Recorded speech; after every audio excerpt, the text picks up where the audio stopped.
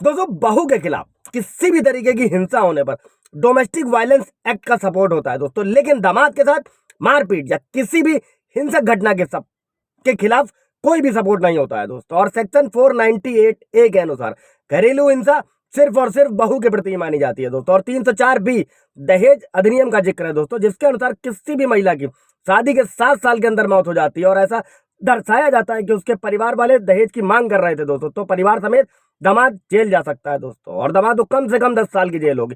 लेकिन शादी के बाद अगर पति की किसी भी संदेहास्पद स्थिति में मौत हो जाती है दोस्तों, तो कानून से उसे किसी भी तरीके का ऐसा सपोर्ट नहीं प्राप्त होता है दोस्तों।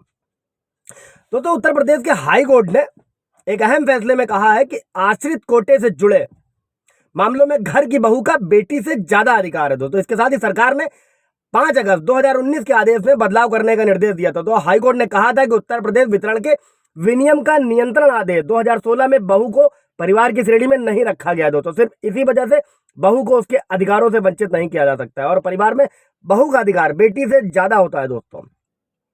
फिर बहू चाहे विधवा हो या ना हो और बेटी तलाकशुदा या विधवा, फिर भी वो परिवार का हिस्सा है।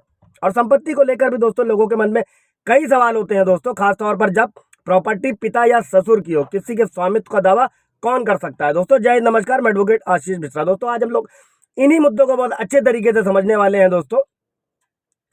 दामाद के हित में क्या है और बहू के हित में क्या है दोस्तों महिला सुरक्षा अधिनियम ने महिलाओं को अपने पति के साथ घर में रहने का अधिकार दिया और यह अधिकार औरत के रख रखाव, मानसिक शारीरिक हिंसा से सुरक्षा के अधिकार के अतिरिक्त है दोस्तों। और पति की प्रॉपर्टी में पत्नी के अधिकार एक बड़ा मुद्दा है दोस्तों। और इसी को हम लोग समझेंगे कि पति और ससुर की संपत्ति में बहू के क्या क्या अधिकार हैं दोस्तों लाइक कर दीजिएगा, शेयर कर दीजिएगा, सब्सक्राइब कर दीजिएगा ताकि इन्फॉर्मेशन और लोगों को मिल सके दोस्तों। और वो शख्स जिससे महिला का विवाह हुआ है दोस्तों, अगर उसके पास खुद की कमाई संपत्ति है तो ये स्पष्ट है एक व्यक्ति प्रॉपर्टी का मालिक होता है, चाहे वह जमीन, घर, गहने या कुछ भी हो दोस्तों। और उस पर सिर्फ और सिर्फ उसी का अधिकार है। वो अपनी संपत्ति बेच सकता है, गिरवी रख सकता है, दान कर सकता है।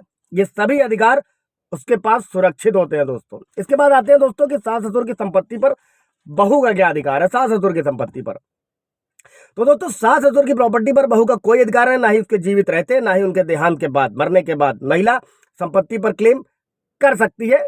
डेथ होने के बाद सास ससुर की मृत्यु होने पर संपत्ति का अधिकार उसके पति को मिलता है दोस्तों।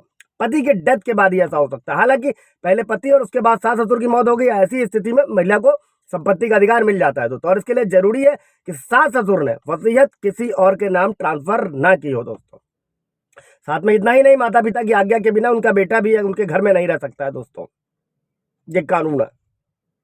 हाँ, लड़का कानून का सहारा लेकर भी उनके घर में रहने का दावा किसी भी तरीके से नहीं कर सकता है दोस्तों। स्वार्जित संपत्ति में पैतृक संपत्ति के कानून अलग है दोस्तों। इसके बाद समझते हैं दोस्तों कि अगर पति की मौत हो जाती है तो पत्नी के संपत्ति अधिकार क्या है दोस्तों। संपत्ति के वसीयत लिखे बिना जब किसी की मौत हो जाती है दोस्तों, उसकी प्रॉपर्टी पर अधिकार स्पष्ट है दोस्तों। इस स्थिति में होता क्या है कि व्यक्ति की संपत्ति माँ और विधवा पत्नी को मिलती है दोस्तों। हालांकि जरूरी है कि व्यक्ति ने जो भी जिसकी डेथ हुई है उसने वसीयत में किसी और को अधिकार न दिया हो दोस्तों।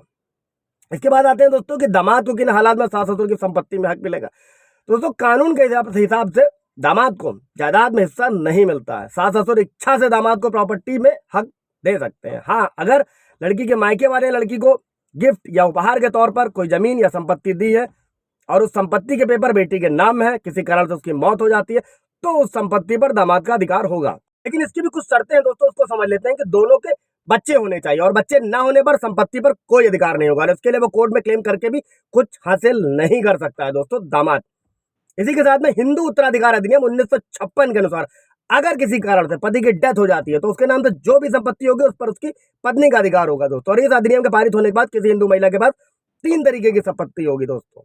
इन 3 संपत्तियों को भी समझ लेते हैं। पिता या माता से उत्तराधिकार में प्राप्त संपत्ति, पति या ससुर से उत्तराधिकार में प्राप्त संपत्ति और अन्य तरह की संपत्ति दोस्तों। और कानून ने बहुओं को कई तरीके का अधिकार दिए हैं दोस्तों। अनुच्छेद 15 के अनुसार औरतों के अधिकारों की रक्षा करने के लिए कानून बनाया गया दोस्तों। सीआरपीसी 125 में भी बहुओं को गुजारा भत्ता देने का प्रावधान किया गया है, सेक्शन 125, जो अब नए कानून में दोस्तों भारतीय नागरिक सुरक्षा संहिता धारा 144 के तहत क्लेम किया जा सकेगा दोस्तों। ये भी समझिएगा दोस्तों कि 1 जुलाई 2024 से पूरे देश में नए कानून लागू हो रहे हैं और नए कानूनों के तहत अब मुकदमे चलेंगे दोस्तों। अब एक बहू का अधिकार और भी है कि सास ससुर भी देंगे गुजारा भत्ता, उसको भी समझ लीजिएगा। उसमें यह कहा गया दोस्तों कि अगर कोई महिला तलाक लेने के बाद जॉब नहीं कर रही, अपना खर्च नहीं चला पा रही, उसका पति कोई जॉब नहीं करता है, तो ऐसी स्थिति में वो सास ससुर से गुजारा भत्ता पा सकती है। और IPC code, Hindu marriage act, domestic violence act हो या फिर डाउरी प्रोविजन एक्ट हो दोस्तों, इन सभी में बहुओं की स्थिति को मजबूत करने के लिए बनाया गया। तो दामाद को कानूनी तौर पर क्लास 1 और क्लास 2 उत्तराधिकारी में भी नहीं रखा गया है दोस्तों। आईपीसी हो, Hindu marriage act, domestic violence act, dowry provision act, ये सभी कहीं ना कहीं सिर्फ और सिर्फ बहुओं के लिए है। कुछ अधिकार पतियों के पास में भी है, कुछ उनके लिए भी आईपीसी में धारा है जो पत्नी के झूठे मुकदमों के खिलाफ FIR दर्ज कराते।